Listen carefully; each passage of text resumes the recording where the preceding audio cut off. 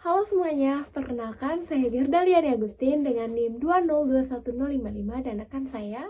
Perkenalkan, nama saya Karen Chandra dengan NIM 2021041. Kami dari mahasiswa Universitas Katolik Musih Caritas, Fakultas Bisnis dan Akuntansi dari Prodi Akuntansi semester 4. Ada 4 pokok pembahasan dari materi kami. Yang pertama, pertimbangan umum. Yang kedua, unit bisnis sebagai pusat laba. Yang ketiga, pusat laba lainnya. Yang keempat, mengukur profitabilitas. Apa itu pusat laba? Pusat laba adalah kinerja finansial suatu pusat tanggung jawab yang diukur dengan pengurangan antara pendapatan dan laba. Laba merupakan ukuran kinerja yang berguna karena laba memungkinkan manajemen senior untuk menggunakan suatu indikator yang komprehensif dibandingkan jika harus menggunakan beberapa indikator. Lalu setelah itu difokuskan pada pengelolaan unit-unit bisnis sebagai pusat laba dengan mengingatkan bahwa istilah unit bisnis dan pusat laba adalah tidak sama. Pembahasan yang pertama mengenai pertimbangan umum. Jadi suatu organisasi fungsional adalah organisasi di mana produksi atau pemasaran utama dilakukan oleh unit organisasi yang terpisah. Ketika suatu organisasi itu diubah menjadi organisasi di mana setiap unit utama itu bertanggung jawab baik atas produksi maupun pemasaran, maka proses itu disebut dengan istilah divisionalisasi. Kondisi-kondisi dalam menlegalisasikan tanggung jawab laba ini ada pertimbangan biaya atau pendapatan atau trade-off. Yang pertama, pertimbangan manajemen dalam melibatkan usulan untuk meningkatkan beban dengan harapan bahwa hal itu adalah menghasilkan peningkatan yang lebih besar dalam pendapatan penjualan. Untuk dapat menlegalisasikan keputusan trade-off dengan aman ke tingkat manajer yang lebih rendah, maka ada 2 kondisi yang harus dipenuhi. Yang pertama itu, manajer harus memiliki akses ke informasi relevan yang dibutuhkan dalam membuat keputusan serupa. Yang kedua, ini harus ada semacam cara untuk mengukur efektivitas suatu trade-off yang dibuat oleh manajer. Ada 2 langkah-langkah yang harus dilakukan dalam membuat keputusan pusat laba. Yang pertama, langkah utama dalam membuat pusat laba adalah menentukan titik terendah dalam organisasi di mana kedua kondisi tersebut terpenuhi. Yang kedua, manajemen itu harus memutuskan apakah keuntungan dari delegasi tanggung jawab pusat laba ini akan dapat memenuhi kerugiannya. Kelaziman suatu pusat laba. Meskipun DuPont dan Nemours and Company dan General Motors Corporation telah melakukan divisionalisasi pada tahun 1920-an, kebanyakan perusahaan di Amerika Serikat tetap terorganisasi secara fungsional sampai setelah akhir Perang Dunia Kedua. Sejak saat itu, banyak perusahaan besar di Amerika Serikat itu melakukan divisionalisasi dan desentralisasi atas tanggung jawab laba pada tingkat unit bisnis. Alfred P. Sloan atau dari General Motors dan Ralph J. Kordiner atau General Electric telah mendokumentasikan filosofi divisionalisasi dan desentralisasi.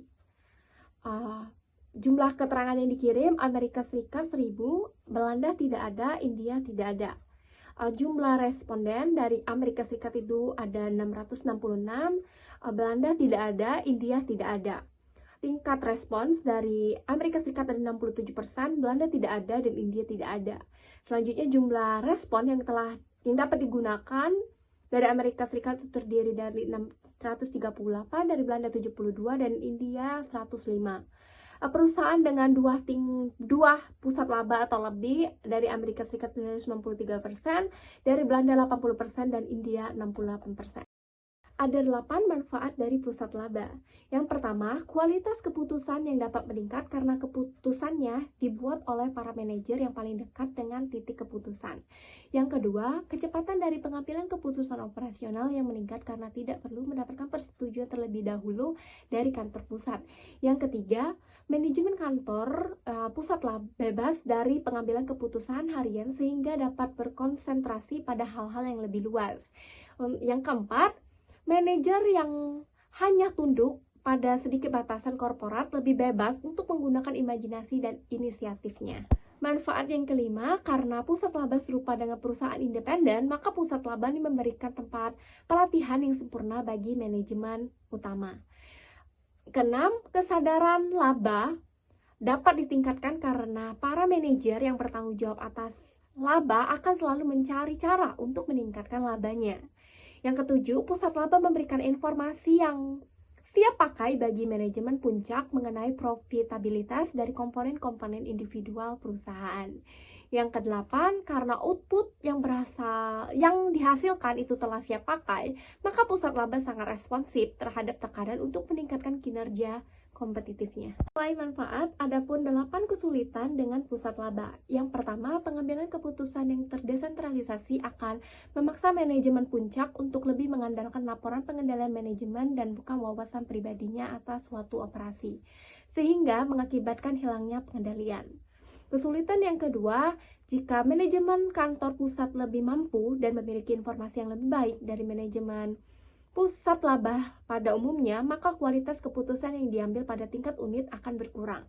Kesulitan yang ketiga adalah perselisihan dapat meningkat karena adanya argumen-argumen mengenai harga transfer yang sesuai, pengalokasian biaya umum atau common cost yang tepat, dan kredit untuk pendapatan yang sebelumnya dihasilkan secara bersama-sama oleh 2 atau lebih unit bisnis.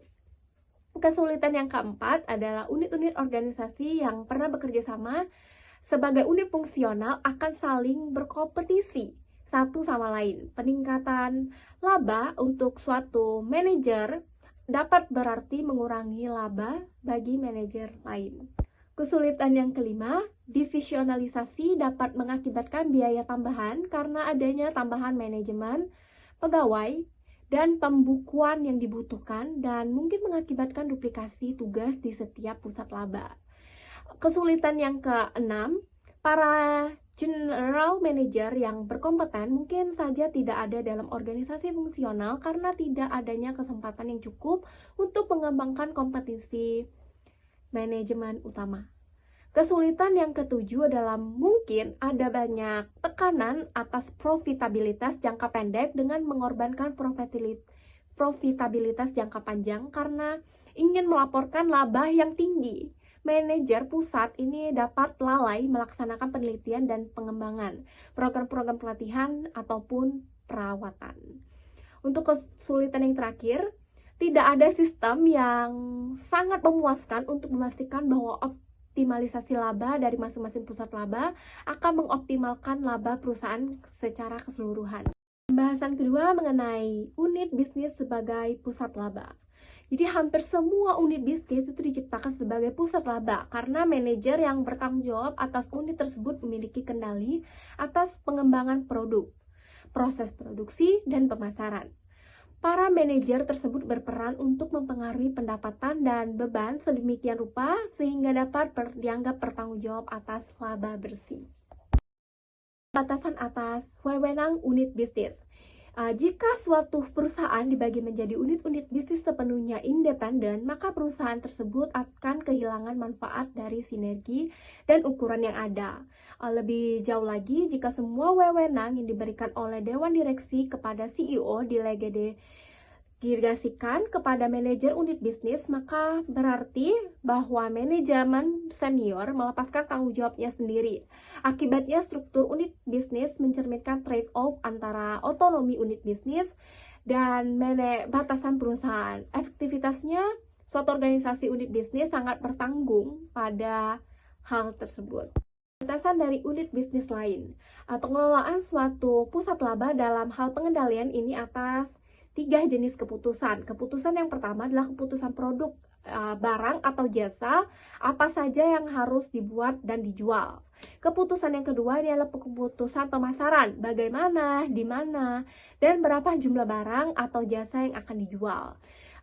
Keputusan yang ketiga adalah keputusan perolehan atau searching, atau bagaimana mendapatkan atau memperoleh barang atau jasa. Batasan dari manajemen korporat, batasan-batasan yang dikenakan oleh manajemen korporat dikelompokkan menjadi 3 bagian. Yang pertama, batasan yang timbul dari pertimbangan-pertimbangan strategis. Yang kedua, batasan yang timbul karena adanya keseragaman yang diperlukan. Yang ketiga, batasan yang timbul dari nilai ekonomis sentralisasi. Materi selanjutnya dijelaskan oleh Saudari Karen. Baiklah, yang selanjutnya yaitu mengenai pusat laba lainnya. Yang pertama ada unit-unit fungsional. Unit-unit fungsional yang pertama yaitu bagian pemasaran. Kegiatan pemasaran dapat dijadikan sebagai pusat laba dengan membebankan biaya dari produk yang dijual. Harga transfer memberikan informasi yang relevan bagi manajer perusahaan dalam membuat trade-off, pendapatan pengeluaran yang optimal, dan praktik standar untuk mengukur manajer pusat laba berdasarkan profitabilitasnya akan memberikan evaluasi terhadap trade-off yang dibuat. Unit-unit fungsional yang kedua ada manufaktur. Biasanya kegiatan manufaktur ini merupakan pusat beban, di mana manajemen dinilai berdasarkan kinerja versus biaya standar dan anggaran overhead. Akan tetapi, ukuran ini dapat menimbulkan masalah, karena ukuran tersebut tidak mengindikasikan sejauh mana kinerja manajemen atas seluruh aspek pekerjaannya. Sebagai contoh, seorang manajer dapat lalai melaksanakan pengendalian mutu, mengirimkan produk dan kualitas inferior dalam rangka mendapatkan nilai dari biaya standar. Yang kedua, seorang manajer dapat saja enggan untuk menginterupsi jadwal produksi guna memproduksi pesanan darurat dalam memenuhi permintaan konsumen. Yang ketiga, seorang manajer yang diukur dengan biaya standar yang ada dapat saja kurang termotivasi untuk memproduksi produk-produk yang sulit dibuat atau untuk meningkatkan standar itu sendiri. Salah satu cara untuk mengukur aktivitas organisasi manufaktur secara keseluruhan adalah dengan menjadikannya pusat laba dan memberikan nilai berdasarkan harga jual produk dikurangi dengan estimasi biaya pemasarannya. Cara seperti ini jauh lebih sempurna sebagian karena banyak faktor yang mempengaruhi volume dan kombinasi penjualan berada di luar jangkauan kendali manajer manufaktur. Meskipun demikian, hal ini masih lebih baik daripada menganggap operasi manufaktur hanya bertanggung jawab untuk biaya. Unit-unit fungsional yang ketiga ada unit pendukung dan pelayanan. Unit-unit yang dapat menjadi pusat laba diantaranya pemeliharaan, teknologi, informasi, transportasi, teknik, konsultan, dan aktivitas lainnya. Unit bisnis tersebut membebankan biaya pelayanan yang diberikan dengan tujuan finansial untuk menghasilkan bisnis yang mencukupi sehingga pendapatan setara dengan pengeluaran. Biasanya unit yang menerima jasa ini memiliki opsi untuk mendapatkan jasa yang sama dari pemasok luar. Oleh karena itu, pemasok tersebut menawarkan jasa dengan kualitas yang sama dengan harga yang lebih murah.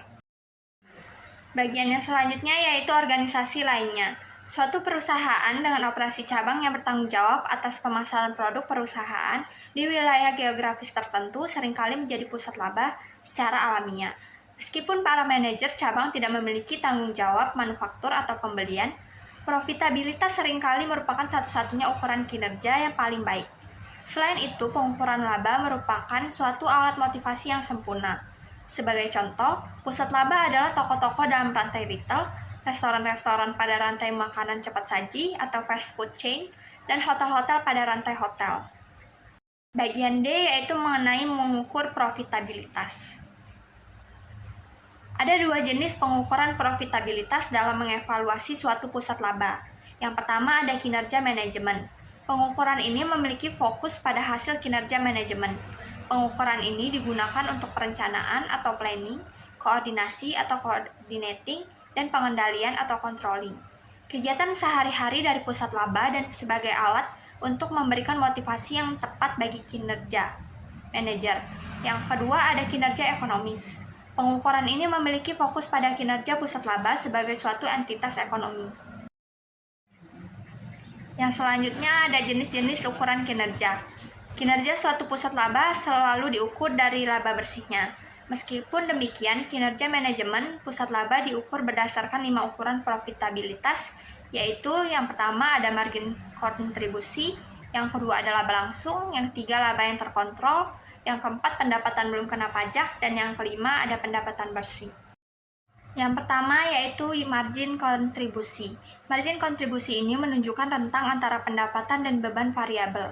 Alasan utama margin kontribusi digunakan sebagai alat pengukur kinerja manajemen pusat laba adalah bahwa karena ada beban tepat berada di luar kendali manajemen, sehingga para manajer harus memusatkan perhatian untuk memaksimalkan margin kontribusinya. Yang kedua adalah laba langsung. Laba langsung mencerminkan kontribusi pusat laba terhadap overhead umum dan laba perusahaan. Ukuran ini menggabungkan seluruh pengeluaran pusat laba, baik yang dikeluarkan oleh maupun dapat ditelusuri langsung ke pusat laba tersebut tanpa mempedulikan pos-pos ini ada dalam kendali manajer pusat laba atau tidak. Yang ketiga adalah ada laba yang dapat dikendalikan. Pengeluaran-pengeluaran kantor pusat dapat dikelompokkan menjadi dua kategori. Yang termasuk kategori pertama adalah pengeluaran-pengeluaran yang dapat dikendalikan. Paling tidak pada tingkat tertentu oleh manajer unit bisnis, misalnya layanan informasi. Jika biaya-biaya ini termasuk dalam sistem pengukuran, maka laba yang dihasilkan setelah dikurangi dengan seluruh biaya dipengaruhi oleh manajer pusat laba tersebut. Selanjutnya, jenis-jenis ukuran kinerja yang keempat ada laba sebelum pajak. Ada dua argumen yang menentang alokasi ini. Alasannya, yang pertama, karena biaya-biaya yang dikeluarkan oleh staf di departemen korporat, seperti bagian keuangan, akuntansi, dan bagian sumber daya manusia, tidak dapat dikendalikan oleh manajer pusat laba. Maka manajer tersebut tidak dianggap bertanggung jawab atas biaya tersebut. Yang kedua, alasannya karena sulit untuk mengalokasikan jasa staf korporat dengan cara yang secara wajar mencerminkan jumlah biaya yang dikeluarkan oleh setiap pusat laba. Ada tiga argumen yang mendukung dimasukkannya overhead korporat ke dalam laporan kinerja dari pusat laba. Alasan yang pertama yaitu unit jasa korporat memiliki kecenderungan untuk meningkatkan dasar kekuatan dan untuk memperluas keunggulannya tanpa memperhatikan dampaknya terhadap perusahaan secara keseluruhan. Yang kedua, kinerja setiap pusat laba akan lebih realisasi dan lebih diperbandingkan dengan kinerja para pesaing yang memberikan jasa yang sama. Yang ketiga, para manajer mengetahui bahwa pusat laba mereka tidak akan menunjukkan laba kecuali biaya, termasuk bagian overhead perusahaan yang dialokasikan tertutupi. Maka mereka akan termotivasi untuk membuat keputusan pemasaran jangka panjang yang optimal, penetapan harga, bauran produk, dan lain-lain yang akan memberikan manfaat bagi perusahaan secara keseluruhan. Jenis pengukuran kinerja yang kelima adalah laba bersih. Pada pengukuran laba bersih, perusahaan mengukur kinerja pusat laba domestik berdasarkan laba bersih atau net income, yaitu jumlah laba yang bersih setelah pajak. Ada dua argumen utama yang menentang penggunaan ini. Yang pertama, laba setelah pajak seringkali merupakan persentase konstan atas laba sebelum pajak, dalam kasus mana tidak dapat manfaat dengan memasukkan unsur pajak penghasilan. Yang kedua, karena banyak keputusan yang mempengaruhi pajak penghasilan dibuat di kantor pusat, maka tidaklah tepat jika para manajer pusat jika harus menanggung konsekuensi dari keputusan-keputusan tersebut. Yang selanjutnya yaitu pendapatan. Pemilihan metode pengakuan pendapatan sangatlah penting dalam beberapa kasus. Dua atau lebih pusat laba dapat berpartisipasi dalam suatu usaha penjualan yang sukses. Idealnya, setiap pusat laba harus diberikan nilai yang sesuai atas bagiannya dalam transaksi tersebut. Sebagai contoh, seorang penjual dari unit bisnis A mungkin merupakan penghubung utama antara perusahaan dengan konsumen. Tetapi barang yang dipesan konsumen melalui orang tersebut mungkin saja diproduksi oleh unit bisnis B. Penjual dari unit bisnis A tersebut mungkin tidak terlalu termotivasi untuk menerima pesanan semacam ini. Jika seluruh pendapatan yang dihasilkan merupakan nilai bagi unit B, hal yang sama juga terjadi bila seorang nasabah bank cabang C melakukan transaksi pada cabang D karena lebih dekat tempatnya. Cabang D mungkin tidak antusias untuk melayani nasabah tersebut jika seluruh pendapatan yang dihasilkan dari transaksi ini merupakan nilai bagi cabang C. Bagian yang selanjutnya yaitu pertimbangan manajemen. Sebagian besar kebingungan yang timbul dalam mengukur kinerja manajemen pusat laba biasanya terjadi sebagai akibat dari kegagalan untuk memisahkan antara pengukuran kinerja manajer dengan pengukuran ekonomi suatu pusat laba. Jika seseorang hanya mempertimbangkan pengukuran terhadap manajer jasa, maka solusinya seringkali tampak nyata. Para manajer harus diukur berdasarkan pos-pos yang dapat mereka kendalikan, bahkan jika mereka tidak memiliki pengendalian penuh terhadap pos tersebut. Dalam perusahaan, pada umumnya, pos-pos ini mungkin meliputi seluruh biaya yang dikeluarkan oleh pusat laba. Jika para manajer dapat mempengaruhi jumlah pajak yang dibayarkan oleh unit mereka, maka mereka harus dinilai berdasarkan penghasilan unit setelah pajak dan pos-pos yang jelas, tidak dipengaruhi, harus dieliminasi seperti fluktuasi dalam nilai tukar mata asing. Dengan mengikuti pedoman-pedoman tersebut tidak berarti bahwa semua masalah terpecahkan. Tingkat pengukuran yang ada sangat bervariasi dan selalu ada pos-pos yang dipengaruhi oleh manajer, tetapi hanya sedikit kendalinya. Jadi analisis varians merupakan hal yang penting dalam mengevaluasi kinerja manajemen. Tetapi sistem analisis varians yang paling baik pun masih tetap membutuhkan unsur penilaian, dan salah satu cara untuk membuat penilaian ini dapat diandalkan adalah dengan mengeliminasi semua pos agar manajer tidak memiliki pengaruh. Bagian yang terakhir yaitu kesimpulan. Kesimpulan yang pertama yaitu pusat laba adalah suatu unit organisasi yang di dalamnya pendapatan dan beban diukur secara moneter. Dalam menetapkan suatu pusat laba, suatu perusahaan mendelegasikan wewenangnya dalam pengambilan keputusan ke tingkat lebih rendah yang memiliki informasi yang relevan dalam membuat trade-off pengeluaran atau pendapatan. Tindakan ini dapat meningkatkan kecepatan dalam pengambilan keputusan, kualitas keputusan, memusatkan perhatian yang lebih besar untuk profitabilitas, dan memberikan pengukuran yang lebih luas atas kinerja manajemen yang merupakan beberapa di antara keunggulan-keunggulan yang ada. Yang kedua, batasan pada otonomi pusat laba mungkin ditimbulkan oleh unit-unit bisnis lain dan oleh manajemen korporat. Batasan ini harus secara eksplisit disadari dalam aktivitas operasi pusat laba. Ketiga, dalam kondisi tertentu, penilaian tetap harus dilakukan untuk menyelesaikan permasalahan yang ada, meskipun fungsi produksi dan pemasaran dapat dilakukan sebagai pusat laba tersendiri. Keempat, pengukuran dalam suatu pusat laba melibatkan penilaian berkaitan dengan bagaimana pendapatan dan pengeluaran diukur. Dalam hal pendapatan, pemilihan metode pengakuan pendapatan sangatlah penting. Dalam hal pengeluaran, pengukuran dapat bervariasi mulai dari biaya variabel yang dikeluarkan, pusat laba, sampai overhead korporat yang dialokasikan penuh termasuk pajak penghasilan. Penilaian-penilaian yang berhubungan dengan pengukuran pendapatan biaya-biaya harus dipertimbangkan tidak hanya berdasarkan teknik akuntansi, melainkan lebih penting lagi adalah berdasarkan pertimbangan perilaku. Kuncinya adalah memasukkan beban dan pendapatan dalam laporan manajer pusat laba yang dipengaruhi oleh tindakan manajer tersebut, bahkan jika tidak secara penuh. Demikian penjelasan kami mengenai materi pusat laba. Apabila teman-teman menyukainya, bisa pencet tombol like, jangan lupa untuk komen dan subscribe. Dadah. Terima kasih.